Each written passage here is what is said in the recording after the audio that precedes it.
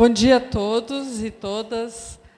Uma alegria ter todos conosco aqui nesse momento, nessa possibilidade de um colóquio, de uma conversa aproximada, de seguir pensando a partir daquilo que vivemos e pesquisamos. Agradeço, então, esse momento. Nós vamos ter, no primeiro momento, a apresentação do trabalho e da ideia do colóquio, né, entre eu e o Cláudio. E, em seguida, a gente tem uma troca de mesa com a professora Maria Aparecida Moisés. Nós temos que fazer um primeiro agradecimento aqui à CAPES-PAEP, que nos permitiu trazer pessoas tão interessantes e tão próximas, seja pelo afeto, ou seja pelas pesquisas que já vem desenvolvendo, que isso também nos aproxima, né? Muitas vezes a gente conhece as pessoas pela primeira vez e se encanta por elas, é pela escrita. Temos essa oportunidade, nesse momento, de fazer essa interlocução com as pessoas um pouco mais próximas. Agradecer de forma muito especial aos integrantes do NEPIE, que sustentam, que organizam, que organizaram, que estão nessa movimentação nesse período, aí, para que a gente possa, então, estar nesse momento podendo pensar a partir do tema de hoje, que são os processos de despatologização da educação e na saúde. Os objetivos do colóquio: problematizar a patologização do viver e do aprender, assim como o uso crescente de psicofármacos. Sensibilizar trabalhadores da educação e saúde para a importância de construir, com a participação da rede de sustentação, novas estratégias de cuidado, atenção e ensinagem. O colóquio é o resultado da vontade de encontro entre pessoas, pesquisadores, pesquisadoras, de várias universidades, entidades organizadas, que vêm se dedicando ao tema, seja pela pesquisa, pela ação cotidiana na educação e na saúde, assim como pela militância. Patologização da educação e saúde é constituída por experiências marcadas pela primazia de definições médicas. De onde vem, de onde saem os ecos, a vontade, a minha vontade e o meu interesse pelo tema? Como o tema se constrói em mim? E aí eu vou trazer três pontos, três histórias, três experiências de vida, né? Uma delas emprestada, que me fazem pensar e sentir essa questão, principalmente pelo encontro com o sujeito de forma mais direta, como professora, como ensinante, como professora de sala de recursos, e hoje na condição de quem olha para essas questões a partir da pesquisa. O primeiro caso é o do Felipe. Então, a professora que muitas vão lembrar de uma história parecida, termina o magistério, vai para o fim da linha do ônibus, entra na escola e alguém lhe diz: coitadinha, pegou o Felipe. Então, esses sujeitos que, de alguma forma, são aqueles que sobram, e sobram para aquela última, que pouca experiência tem, vão nos constituindo e vão nos interrogando. O Felipe, ele vive em mim, né? Ele é uma lembrança viva a partir de outras tantas que a gente vai reconhecendo e conhecendo na história. Vitório, menino em escola infantil, passa a tomar Ritalina antes de entrar para a escola. Vitório foi um menino que, quando eu estava em sala de recursos para crianças pequenas, a escola me chama para conhecer. A partir de um diagnóstico, esse menino já vinha com diagnóstico classificatório e já vinha tomando medicação antes de entrar para a escola. Bom, diante disso, a escola pede ajuda. A minha primeira cena, quando eu chego na escola, é ver as crianças no pátio, as professoras, e Vitório, que corre de um lado para o outro. Corre para as professoras, corre para a professora, que lhe dá colo.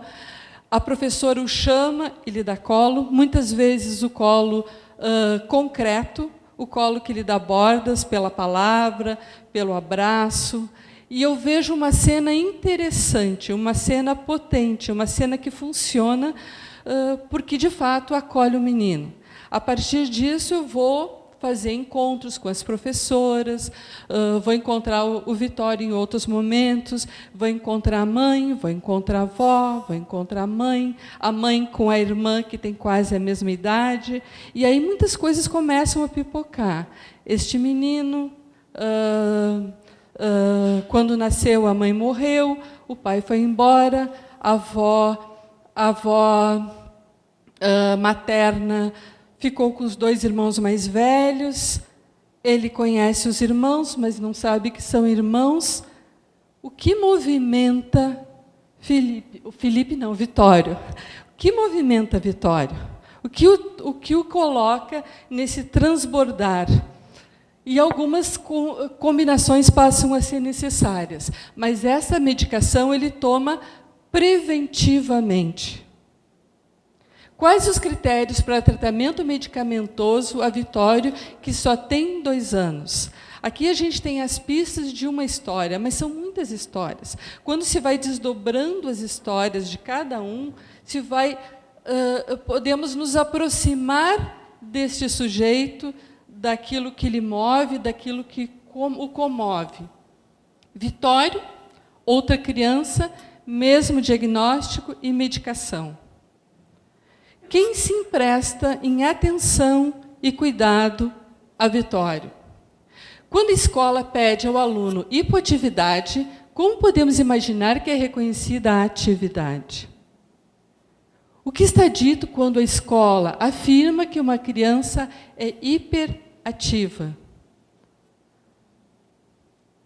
Consideramos que tomar os conceitos de atenção e desatenção como contrários ou antíteses trata de uma mera simplificação. Apesar das aproximações, esses conceitos tomam sentidos absolutamente distintos, não apresentando outro parentesco além da gramática na sua configuração formal. Neste início de século XXI, a atenção e principalmente sua antítese, a desatenção, encontram foco e espaço de legitimação como patologia específica. Eu insiro aqui um hífen naquilo que aparentemente não tem, para olhar de novo para essa palavra, que é a palavra desatenção, quando ela é reconhecida como uma terceira palavra. E eu trago ela de volta para que a gente olhe para ela, desde poder olhar para a ideia de atenção como aquilo que a nega. Então, a minha ideia, nessa pequena possibilidade de falar nessa introdução, trazendo pequenas ideias ou poucas ideias, é olhar para a ideia da atenção, essa que está borrada ou quase inexistente quando a gente vai pensar esta questão. Acreditamos que precisamos restabelecer nosso compromisso com as crianças em outro nível político e ético, vindo a questionar, por vezes, as verdades médicas, buscando maneiras, não necessariamente médicas, para lidar e ensinar nossos alunos. Muitas vezes, os autores que se ocupam da desatenção parecem desconhecer o que seja atenção. Eu estou com uma pesquisa em movimento, em fase de finalização, onde eu tenho olhado para 3 argumentos: TDAH, hiperatividade e atenção, desatenção, no seu desdobramento. Olhando para o Cielo, ou seja, as principais revistas do país, olhando para as produções da Amped, olhando para as teses e dissertações, e é impressionante o quanto a gente olha para a palavra desatenção, né, quanto é ela que é referido e quão pouco é referido à ideia de atenção, principalmente para esses textos que se ocupam de falar deste vazio que seria a desatenção. Os diagnósticos médicos ainda são muito importantes para a reiteração dos diagnósticos escolares e para qualquer discussão sobre os temas relacionados à hiperatividade, ou mesmo para qualquer condição semelhante, porque aí se vê um desdobramento de outros elementos ao entorno deste. Com um olho vejo o sujeito, com outro diagnóstico, não combinam. Falta algo. Falta algo, e eu digo aqui, porque é quando eu posso olhar para esse sujeito encarnado, esse sujeito vivo, esse sujeito que está ali, seja ele meu aluno ou no desdobramento, né? Eu tomo emprestado aqui alguns conceitos da Alicia Fernandes, que vai nos ajudar, seja pelos textos mais antigos, ou seja pelo último, que se chama Atenção Aprisionada. Fernandes diferencia focalização atencional de capacidade atencional, unindo esta última possibilidade e o exercício de pensar, de transitar de forma criativa, e justifica tal ideia como algo que é constituinte do vivo, a capacidade atencional. A indiferença nos torna desatentos e incapazes de nos comovermos. O corpo atende porque se comove. Ricardo Lugon nos diz: crianças e adolescentes descabentes que povoam as margens das classificações diagnósticas e alimentam um circuito tautológico entre educação e saúde. De quem falamos? Essa palavra potente, produzida, inventada por Ricardo, nos diz: descabente. Quem não aprende, que não aprende, não param, não cabem. Quem diz os sujeitos? O que dizem os sujeitos? Nicholas Rose vai trazer algumas pistas das quais a gente precisa se ocupar. Quem fala? De acordo com que critérios de verdade? De quais lugares? Em quais relações? Agindo sob quais formas? Sustentado por quais hábitos e rotinas? Autorizado por quais formas e quais espaços e lugares? A epidemia de diagnósticos, de medicalizações, de uma geração nos imputa a reflexão sobre outras questões. Não estariam essas crianças falando em seus corpos que não param, de uma sociedade, de instituições escolares e familiares, padecendo de um transtorno de déficit atencional, as suas crianças?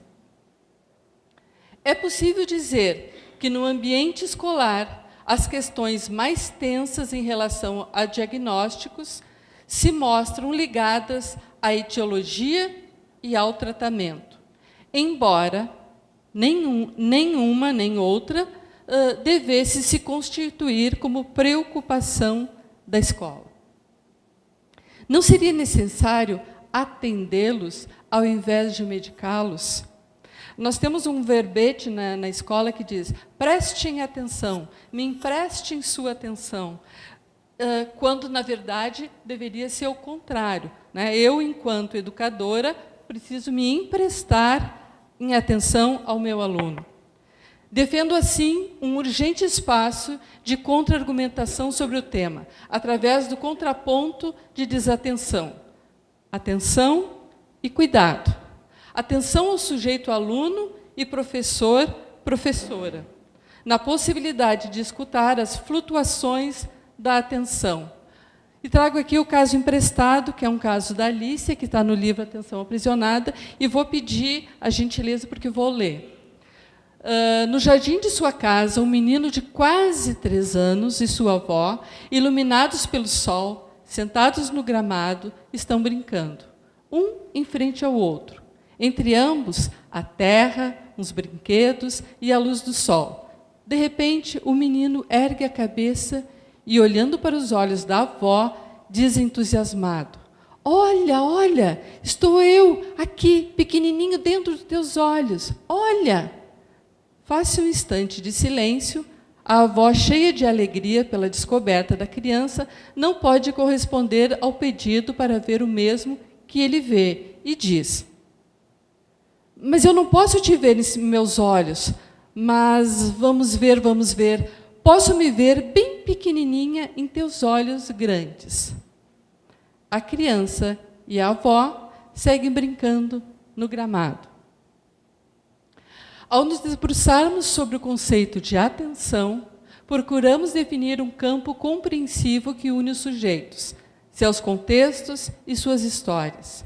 Esse movimento de busca nos mostra que a compreensão social daquilo que se designa como atenção em campo educacional tem sido pautado em uma lacuna. Essa ausência pode ser reconhecida como parte de um processo que nega e que, ao mesmo tempo, institui uma dimensão explicativa às avessas. Fala-se daquilo que não está. Ao darmos ênfase à desatenção, sem nos preocuparmos, sem nos ocuparmos da atenção propriamente dita. E nos ocuparmos da atenção é nos ocuparmos do aluno, do sujeito. Onde pousou o olhar do meu aluno? O que lhe faz atento?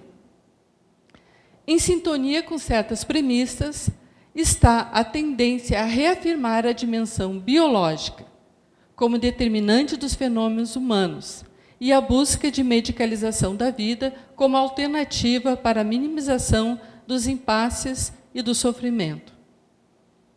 Procuramos colocar em evidência as possíveis vantagens pedagógicas da mudança de uma lógica explicativa, que avança no sentido de compreender a atenção se constitui em aprendizagem, em um efeito, quando são instituídos processos que asseguram lugar aos implicados.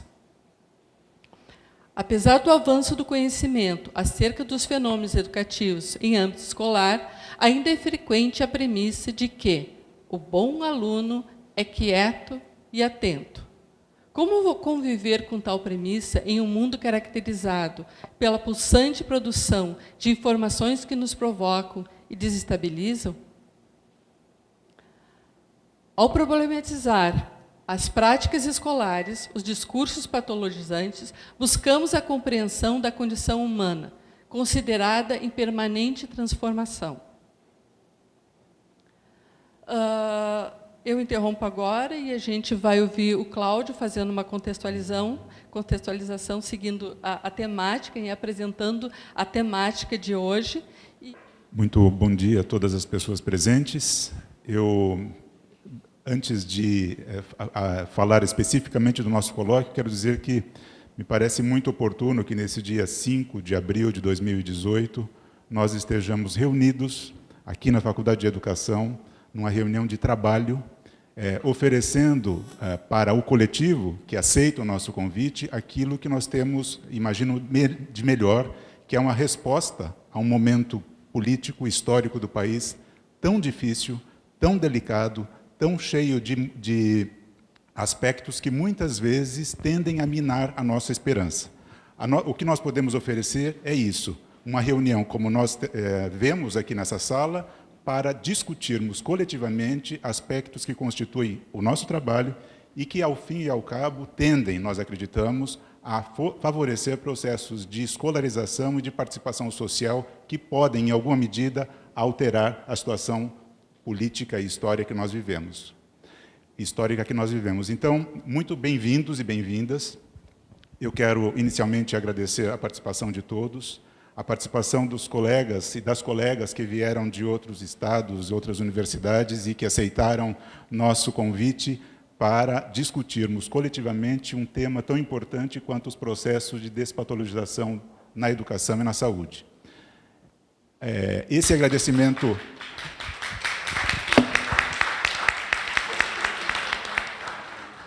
Esse agradecimento é dirigido, então, a vocês que aceitaram o nosso convite, aos nossos convidados e convidadas que aqui estão, e eu quero fazer um agradecimento especial à minha caríssima colega Cláudia Freitas, que compartilha comigo 3 instâncias institucionais dessa faculdade e que é a pessoa que idealizou e tomou todas as frentes e que tornou possível esse nosso encontro. Então, a Cláudia é, de fato, a pessoa-chave que, com a sua energia, torna possível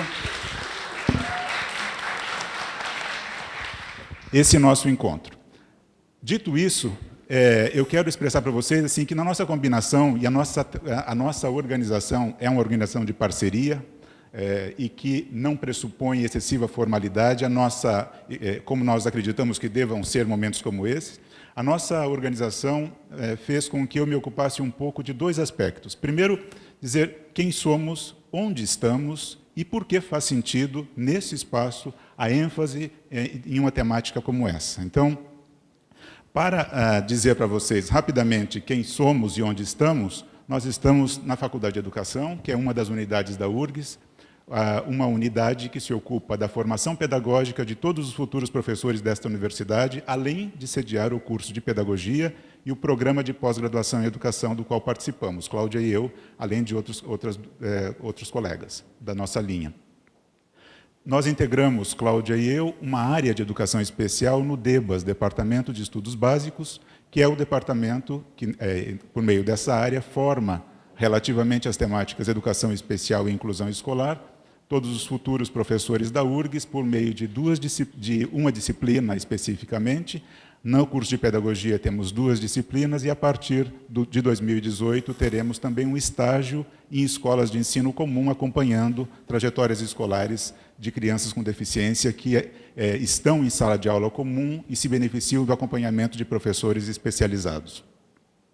Ainda na Faculdade de Educação, nós integramos uma linha de pesquisa intitulada Educação Especial e Processos Inclusivos, no programa de pós-graduação em Educação, que ocupa o 7º andar deste prédio, e que é um programa bastante antigo, que existe desde 72. A nossa linha é uma linha que teve início nos anos 90.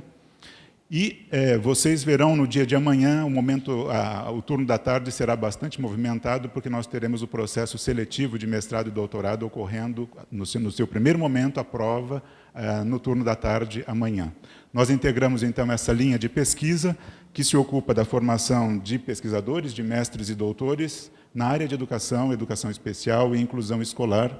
E integramos também o 3º espaço, o Núcleo de Estudos em Políticas de Inclusão Escolar, vinculado à faculdade e ao programa de pós-graduação. Me pareceu interessante 2 palavras sobre o núcleo, porque um pouco da reflexão que eu quero trazer e compartilhar com vocês tem muita relação com o trabalho desenvolvido por esse coletivo, que é um coletivo, como disse Cláudia, que permite que nós organizemos uma atividade como essa, porque contamos com a parceria de diferentes integrantes. Esse núcleo é um núcleo que tem se dedicado à formação e à investigação dirigida à temática educação especial e inclusão escolar há vários anos, e tem dado prioridade a temáticas como políticas de inclusão escolar, organização nos serviços especializados nas escolas de ensino comum, trajetórias escolares de alunos com deficiência, temáticas específicas como deficiência mental, intelectual, autismo, por exemplo, e tem se ocupado de forma, eu diria, até mais recente, mas esse recente entra em destaque no ponto 2 da minha fala, tem se ocupado da temática despatologização da vida, da saúde e na educação. Esse nosso trabalho ele acontece por meio de parcerias com colegas de outros estados, de outras universidades e, inclusive, colegas de outros países.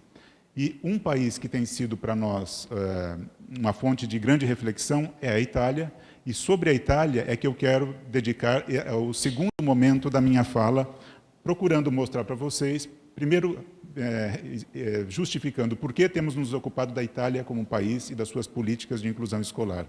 E numa segunda dimensão, procurando entender o que tem ocorrido na Itália e como esse movimento de patologização ou despatologização nos ajuda a entender o atual momento da política de inclusão escolar no contexto italiano. Vocês estão vendo a capa de um livro publicado no ano passado, um livro que tem o título Lontani da dove, que seria Distantes de onde? Passado e futuro da inclusão escolar na Itália, de autoria de Dario Yannis e Andrea Canevaro. O segundo autor, professor da Universidade de Bolonha, é considerado o pai da integração ou inclusão na Itália. E esse é um livro importante porque ele evoca 3 aniversários.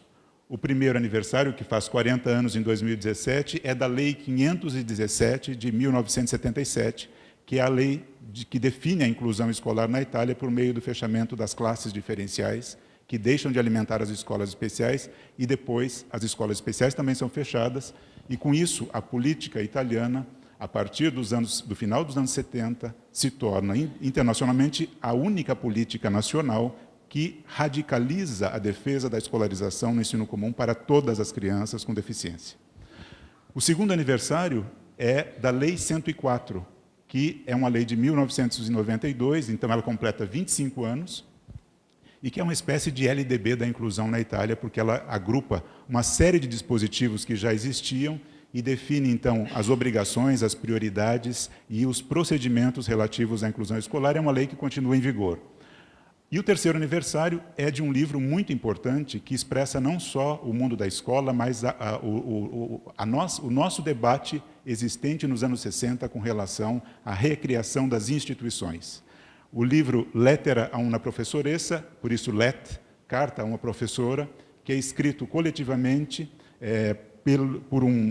em uma escola, a Escola de Barbiana, conduzida por um padre na região de Firenze, que é uma das expressões da educação popular na Itália e que nos mostra como pensar processos de escolarização com pessoas distintas necessita que nós desconstruamos a instituição escola como nós a conhecemos. Então, é uma experiência que passa a ser conhecida internacionalmente, uma experiência que ilustra essa potencialidade de inovação no contexto italiano.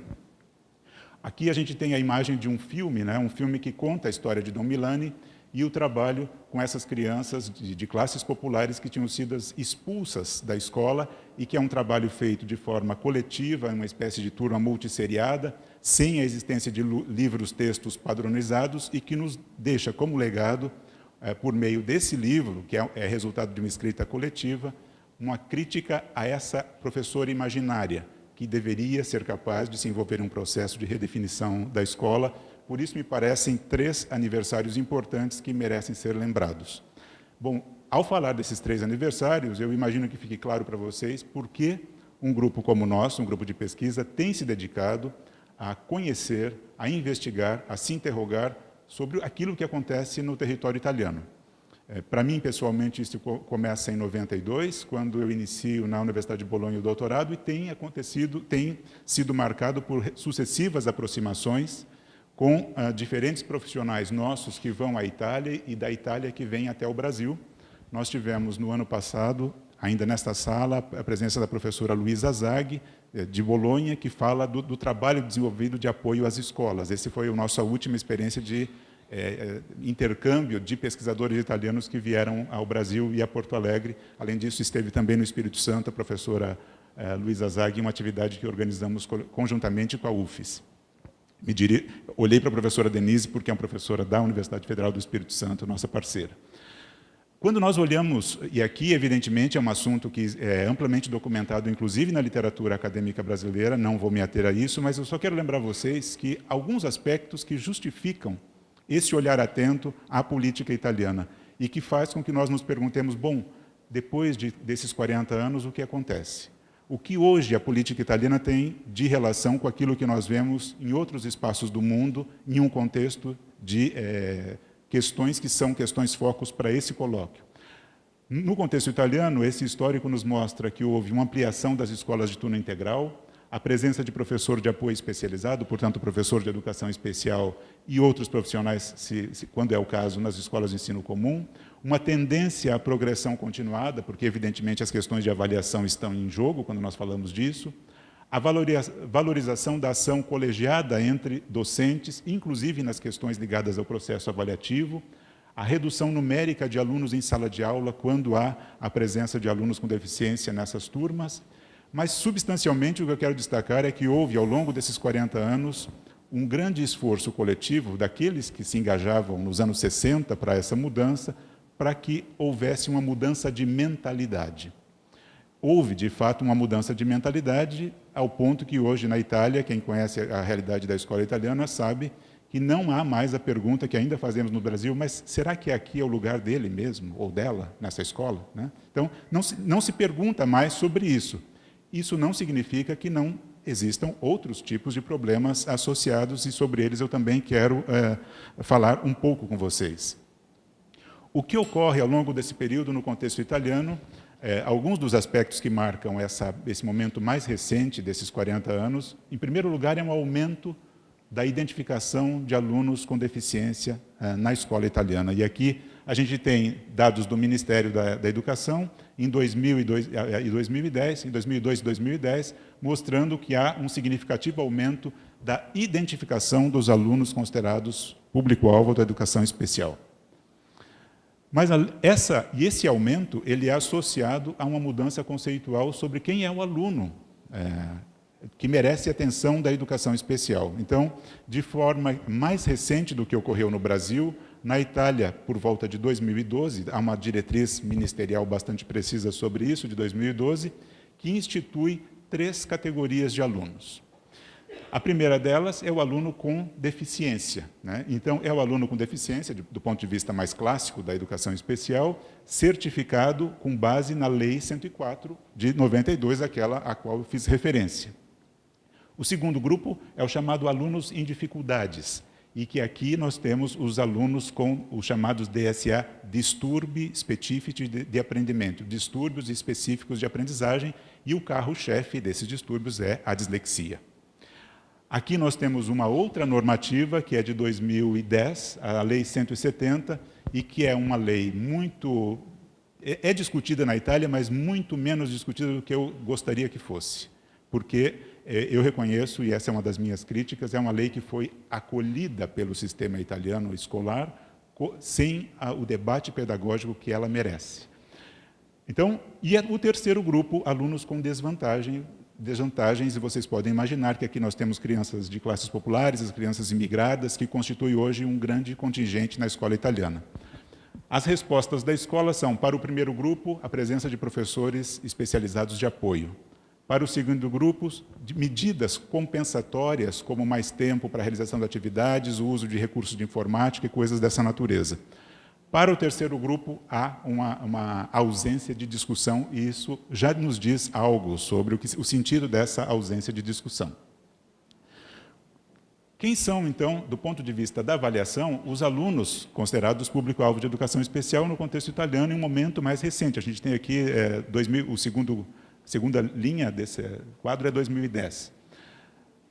O grande contingente de alunos continua sendo aqueles no chamado grupo psicofísico, aqui, e todas as deficiências e transtornos ligados à dimensão mental, cognitiva, afetiva, e depois deficiência visual e auditiva em menor percentual. Então, grosso modo, 95% dos alunos nesse primeiro grupo. Como nós sabemos, mais meninos do que meninas, 65% desses alunos são meninas, seja na fase inicial, no ciclo 1 do ensino fundamental, a escola primária, ou nos ciclos 2 do ensino fundamental, o que nos mostra que há uma relação de gênero que faz supor que não são todas as crianças que são avaliadas no seu comportamento, na sua expressão escolar, da mesma medida, e que ser menino ou ser menina conta negativamente ou positivamente nesse processo de avaliação. Aqui a gente tem uma ideia de como, na Itália, e essa é uma grande diferença do contexto brasileiro, existe uma distribuição dos alunos considerados público-alvo da educação especial e dos professores especializados designados para atuarem nas escolas onde se encontram esses alunos. Nós temos dados que mostram aproximadamente 100 mil, ou 95 mil, isso aqui são dados de 2011, então atualmente fala-se em 100 mil professores de apoio especializado e 200 mil alunos identificados. Então, isso significa uma relação de 2 para 1. Para cada 2 alunos diagnosticados como alunos com deficiência, existe um professor especializado em educação especial, designado para atuação nas escolas de ensino comum, onde estão, e não em salas separadas, como a sala de recursos, mas para atuarem predominantemente em sala de aula, onde há um esforço para que estejam esses alunos. Então, esse quantitativo de professores, em princípio, nos parece algo bastante positivo pela existência de profissionais com formação para isso. Evidentemente, o grau excessivo de professores pode resultar também na excessiva responsabilização desses docentes pela trajetória escolar dos alunos. Do ponto de vista da nossa discussão sobre o momento atual, eu já disse para vocês que, segundo a minha leitura, a Lei 170 de 2010 não é suficientemente discutida. Tem havido na Itália uma grande ênfase àquele grupo B dos alunos, envolvendo de forma muito significativa o grupo de alunos com dislexia, que é o carro-chefe, como eu disse, dos chamados distúrbios específicos de aprendizagem. Eu trouxe 2 fragmentos, apenas 2, mas existiria um universo de fragmentos muito importante para compartilhar com vocês, seja em termos de literatura acadêmica, de manifestações de especialistas ou de notícias de jornal, como o caso.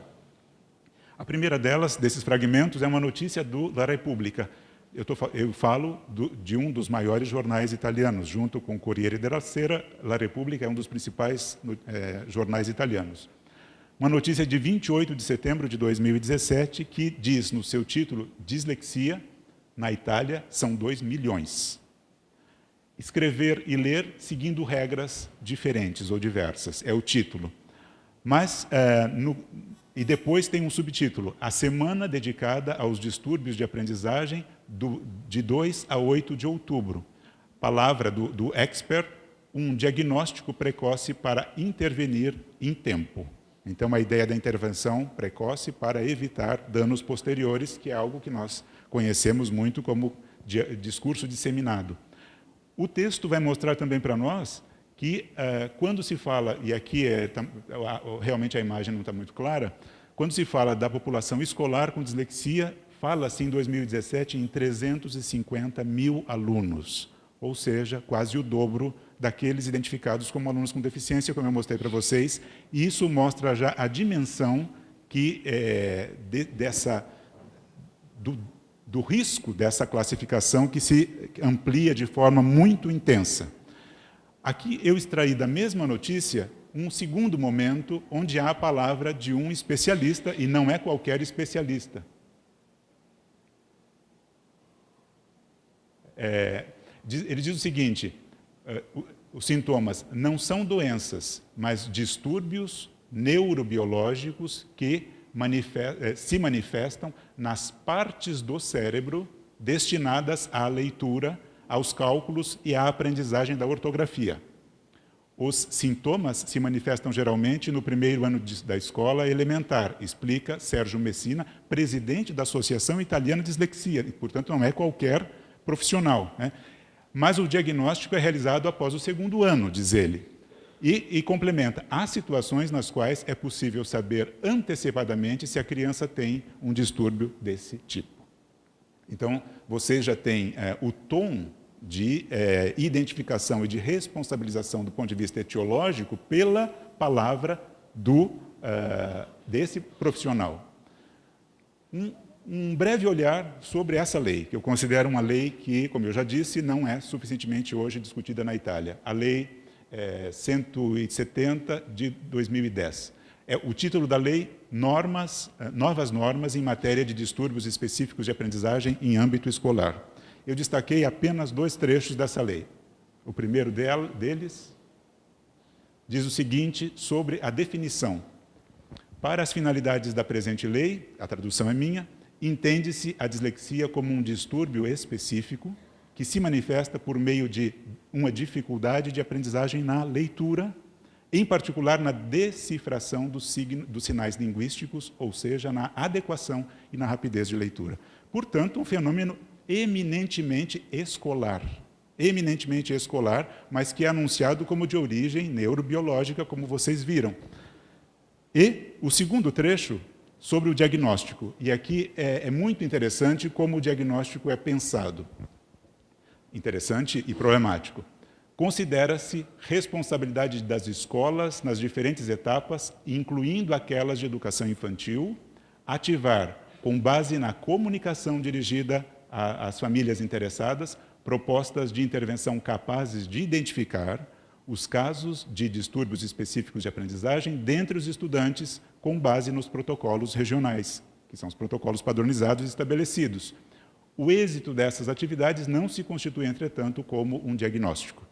E aqui, então, há a explicitação, por meio do texto da lei, de um jogo de envolvimento da família e da escola. É a escola que faz a primeira identificação.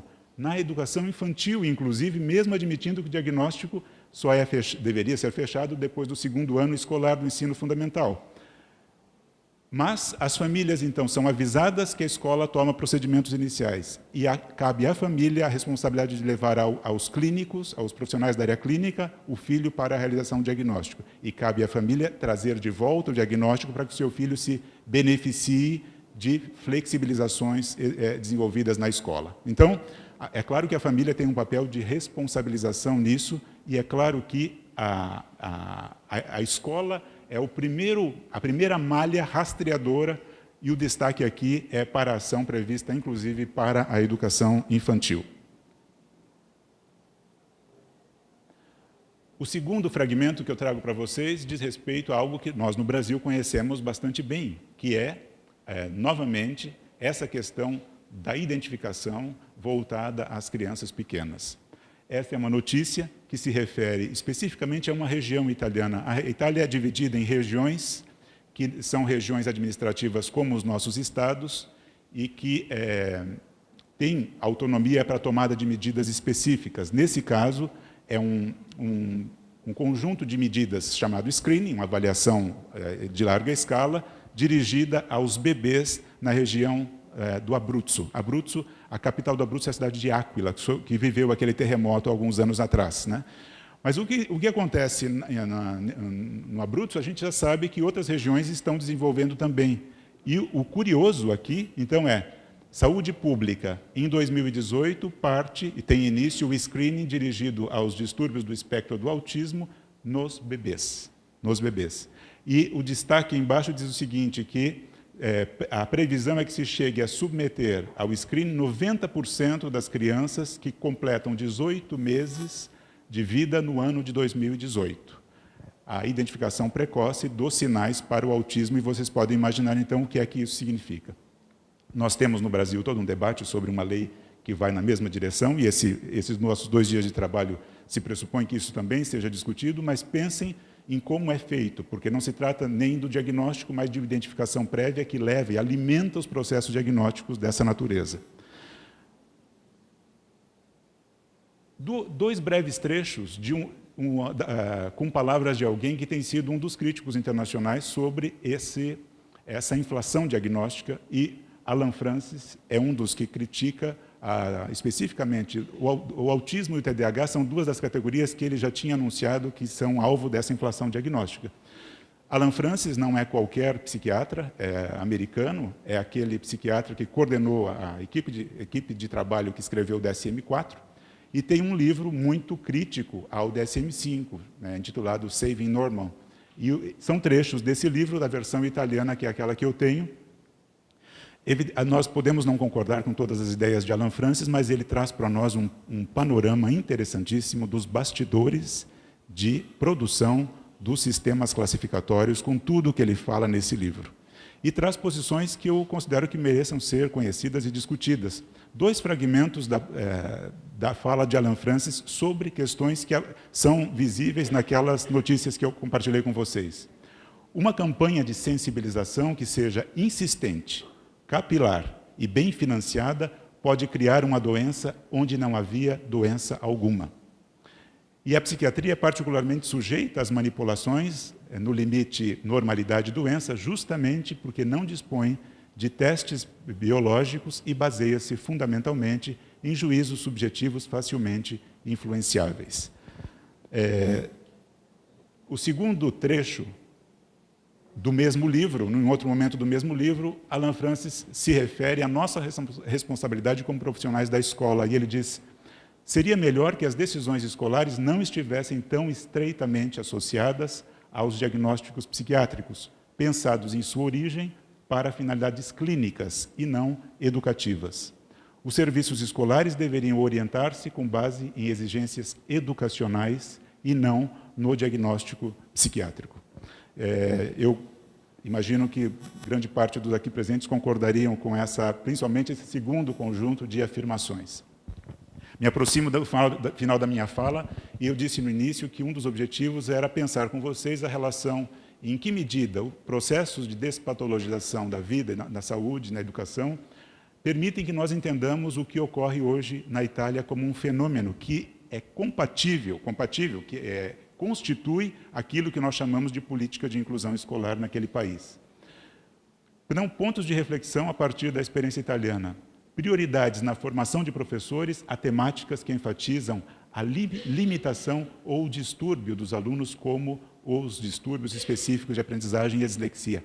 Há uma quantidade enorme de cursos de formação de professores para que os professores estejam preparados para lidar com esses alunos. a difusão de uma concepção de deficiência reducionista que pouco considera o contexto, o que nos parece um paradoxo em um momento posterior, inclusive a um debate internacional, que faz com que nós atentemos para a importância da abordagem social da deficiência, principalmente posterior aos 2006, declaração da ONU, convenção e todo o debate internacional que se institui, há, naquela dinâmica, uma reafirmação dessa excessiva responsabilidade do sujeito. Uma reduzida atenção dirigida à necessidade de mudança da escola e ao enriquecimento do conhecimento didático que não seja instrumental. Porque, se o problema é do aluno, é um problema neurobiológico, por que a escola tem que fazer algum tipo de mudança diante da sua dificuldade de aprendizagem? A escola é pouco questionada. Ainda, um espaço político de grandes associações que reivindicam a formação do docente especializado por área de deficiência. Na Itália existe um debate que faz com que o professor especializado tenha uma formação generalista em educação especial e depois, no âmbito dos seus desafios do trabalho, ele busca informações complementares. Nós vivemos hoje uma discussão sobre o quanto seria importante que houvesse especializações específicas sobre surdez, sobre dislexia, sobre deficiência intelectual, sobre autismo e assim por diante. Então, e é claro que há grandes associações que funcionam como beneficiários dessa lógica formativa e que merece atenção. E um aspecto que eu considero muito importante de ser refletido, felizmente eu identifico na Itália hoje alguns parceiros para se pensar sobre isso, mas eles são em número muito inferior ao que eu gostaria de encontrar, sobre o silêncio da pedagogia e a valorização da palavra dos clínicos sobre o que fazer e sobre quem é o aluno. É claro que isso não é novo para nós. O que nos impacta é que depois de uma história desses 40 anos de uma discussão importante de mudanças substantivas do ponto de vista normativo e nas escolas italianas, como essa hipervalorização da palavra clínica ainda acontece na Itália com muita ênfase. E eu acho que a reflexão que nós podemos fazer hoje é uma reflexão que se apropria, incorpora esse grande, aparente paradoxo, né? Que, na verdade, necessita de que nós olhemos para além do contexto italiano, entendamos o que ocorre na Itália e no Brasil como parte de dinâmicas internacionais de definição de diretrizes para se compreender o que é saúde e o que é doença.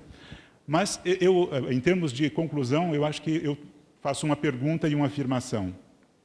Como uma perspectiva se instaura, sem rasgar os dispositivos normativos, alterando por dentro os modos de compreender a vida, a constituição dos sujeitos e, consequentemente, os limites da suposta normalidade? Se nós pensarmos nesse tipo de pergunta, nós podemos também ter reflexões que vão para além do tema deste colóquio, porque há mudanças que são operadas silenciosamente e que passam a fazer com que nós aceitemos processos dos quais nós mesmos, muitas vezes, passamos a ser vítimas. E eu considero que merece atenção, então, um processo de mudança que dispensa as instituições ostensivas. Eu disse para vocês, ninguém hoje na Itália diz, vamos reabrir escolas especiais. Dispensa as instituições ostensivas, pois produz dentro de nós as respostas dissociadas da dimensão social geradora, que deveria ser a premissa básica. Esse afastamento é que é o maior risco. Nós que trabalhamos tanto para que houvesse a compreensão de que os processos humanos são fruto de contextos sociais que os produzem, vivemos hoje o risco de um renovado investimento na suposição de que a etiologia daquilo com o qual nós trabalhamos, dos processos com que trabalhamos, seja absolutamente intrínseco ao sujeito, à sua dinâmica biológica, genética, no máximo familiar, mas não social no sentido amplo.